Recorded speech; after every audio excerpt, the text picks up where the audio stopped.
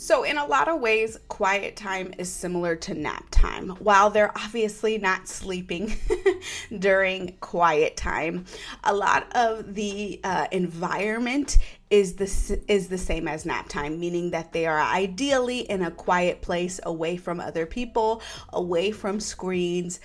Maybe even the area is dim. There's a sound machine or quiet, calming music.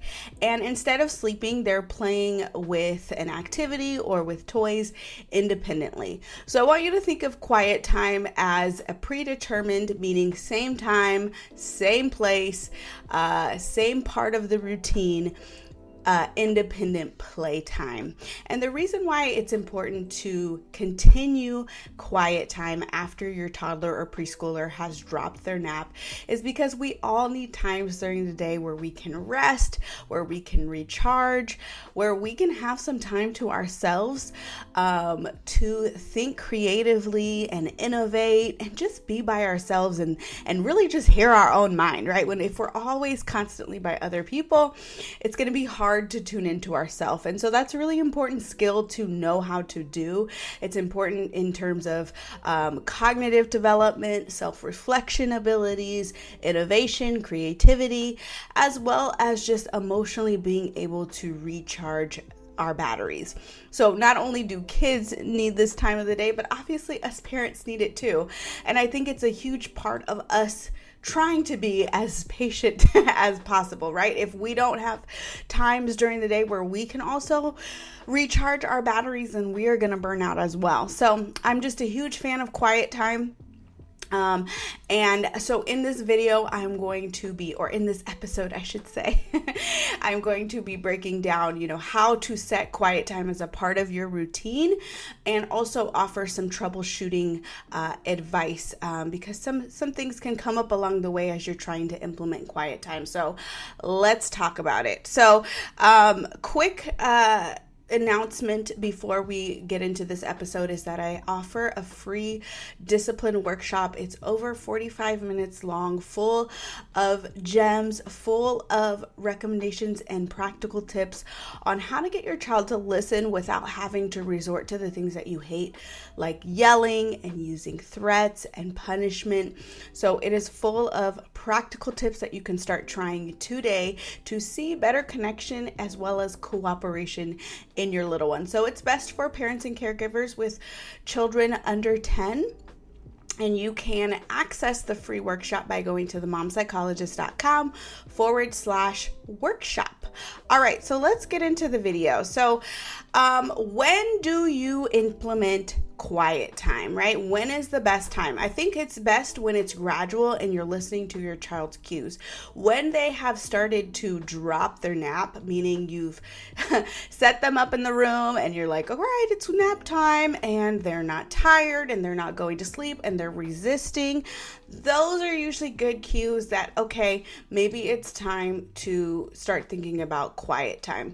But of course, think of this gradually. Ideally, your child has a nap for as long as possible. So don't be so quick to drop the nap.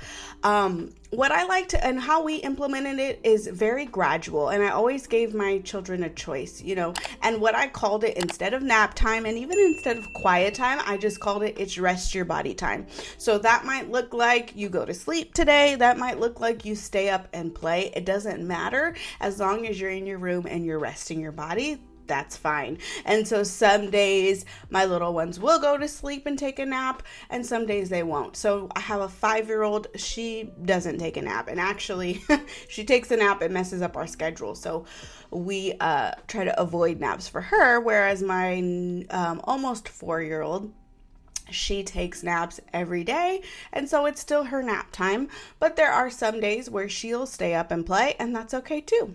We just end it at the same time. So we start the rest your body time, if you will, at the same time. We end it at the same time, just similar to a nap. But what they decide to spend that time doing is completely up to them. That's not my process to control. So that's kind of how you think about when to do it.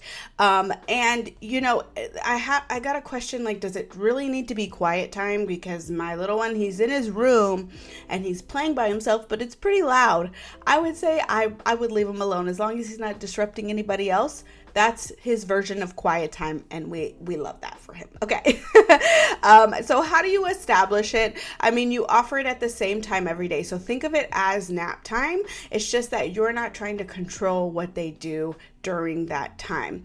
Now, I do recommend, dimming the lights, keeping your what's it called? Those dimming curtains. Keeping the sound machine on, keeping all of the things that you would at nap time, keep it the same, because that just induces calm, it induces relaxing, and they're already used to that environment if you've been setting it up this way. If not, no worries, you can still do this. I do recommend it. You can also set up audiobooks. So let's talk about that. Like, what activities can you do? They can read by themselves, and I always encourage my girls to make up their own stories. It's okay if we can't read yet. And I tell them, as a little girl, I love to make up my own stories, and it's just as fun. So you can look at the pictures and make up your own stories about what you think the characters are thinking and feeling and what they're saying to each other. You can also set up an audiobook for them to listen to. You can set up coloring books.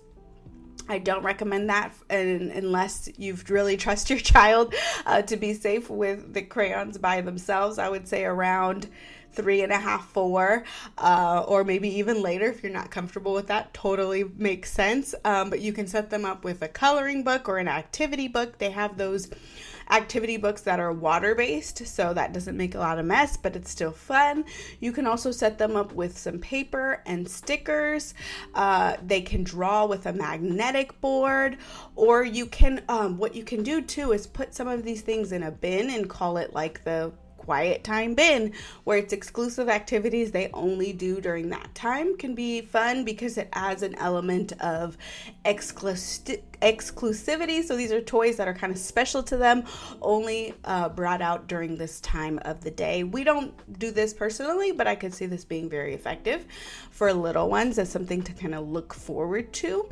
And I will link all of the products that we use and that I recommend in my Amazon shop. So I'll make sure that the link is in the show notes and under the description if you're watching on YouTube. But yeah, set them up with activities that they enjoy. Another question is, well, how long is quiet time? Every child is different in terms of how much they need. Again, I would not be quick to drop their nap if they are not ready. So try to hold on to that nap as long as possible, as long as it's not interfering with their nighttime sleep. But every child is different. I would say anywhere from 10 to 15 minutes up to an hour and a half or so, give or take.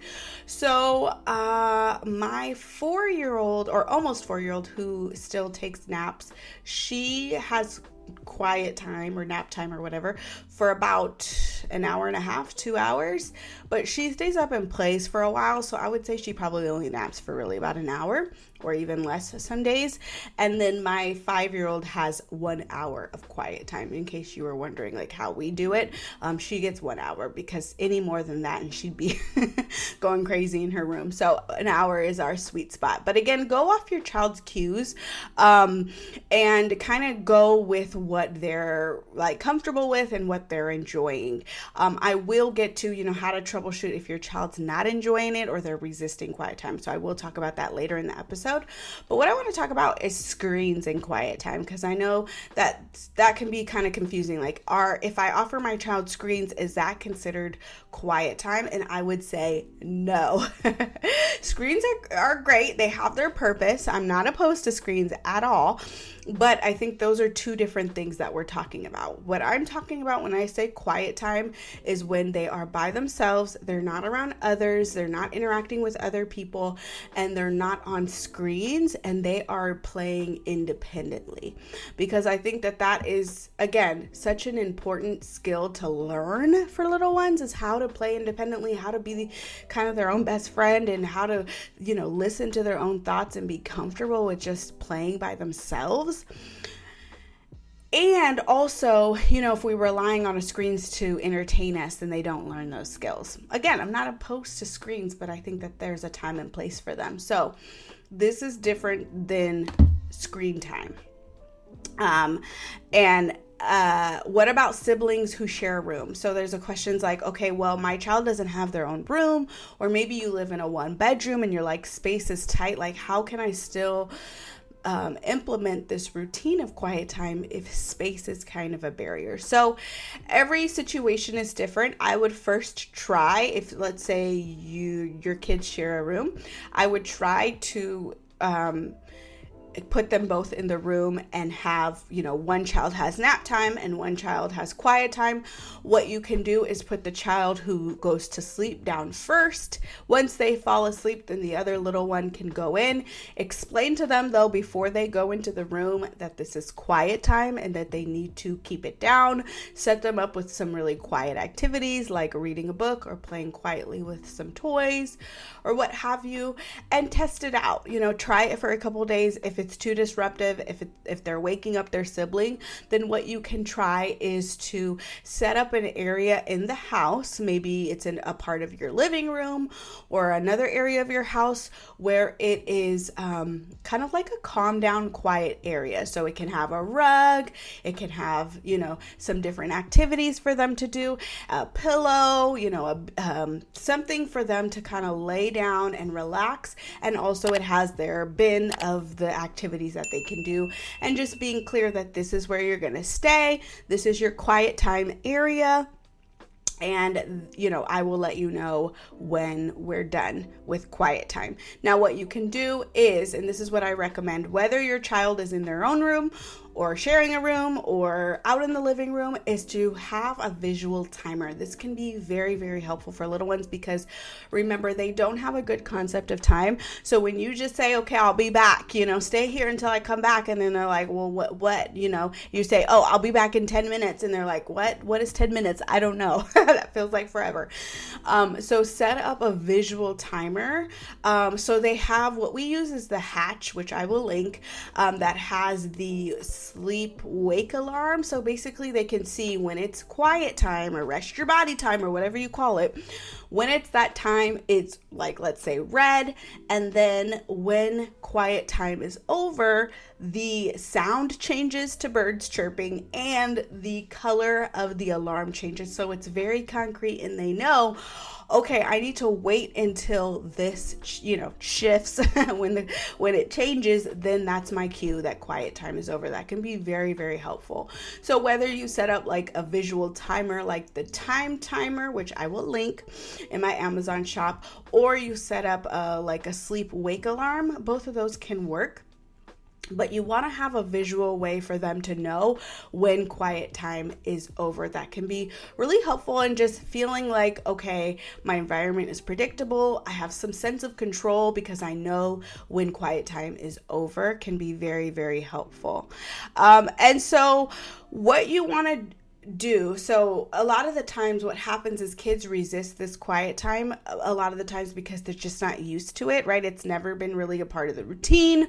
Or if they resisted it in the past, you've been like, okay, whatever, let's just not do it. So they come to understand that if they resist it, then they don't have to have quiet time and they can hang out with you. And a lot of the times, especially if a little one is not used to the skill of being by themselves, obviously they want to be with us. They want to be around the action, right? It doesn't feel as fun to be in their room by themselves if that's something that they're not used to. So think of this as a muscle that takes a lot of practice for them to really find this time enjoyable for them. And so what you want to do if your child is resistant to quiet time, the first and foremost is to make a commitment with yourself that, okay, this is important to us. We are going to start to implement quiet time and I am going to be consistent with this. So you want to treat it like nap time, right? Treat it like a predictable time during the day, same time, same place, same part of the routine, right? Leading up to the quiet time where they, I don't know, brush their teeth, go potty, you maybe read a book or whatever you do to get ready for nap time. You want to keep that consistent, right? So that it's kind of treated like bedtime. It's a mini bedtime, right? So whatever that looks like for you. Then you want to prepare them mentally. So you want to talk to them, especially if this is something that is kind of out of your routine. You want to talk to them about what the new routine is and why you're implementing it. That's really, really important. Even if your child is not super verbal just yet, they could understand more than they can express. And so you just want to help them understand why you're changing up the routine, if you are, in fact, changing up the routine. So explain to them that we all need times of the day where we rest our bodies, that's really important for us so that we can have fun in the afternoon and think clearly and have more fun when we're around other people, right? So just helping them understand why it's important to rest their bodies, and just preparing them that this is the plan, this is what's going to happen, and here's the timer, here's how you'll know when quiet time is over. What questions do you have for me? I know that this is a little bit different.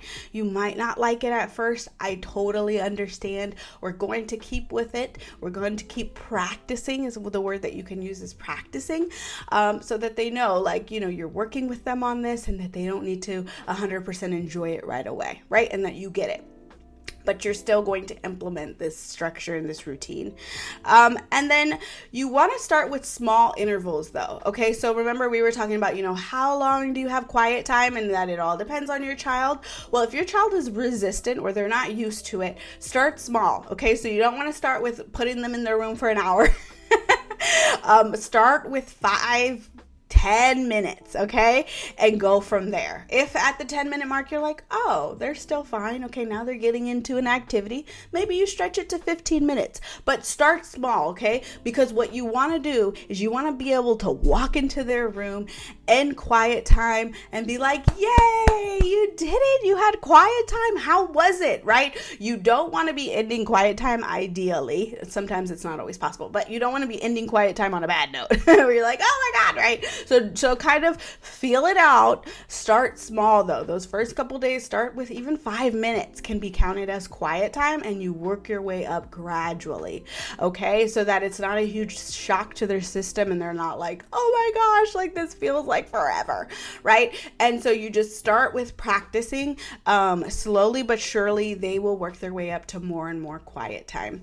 And you can, again, explain why it's important. Another important thing to do, especially if your child has been resistant in the past, is to connect and play with them prior to quiet time. So whether that connection looks like reading them some books and snuggling and giggling, or getting down on the floor and playing something with them, and then, slowly easing your way out of the room and telling them now it's their time to play by themselves, can be a great way to ease them in, right, to this idea of quiet time.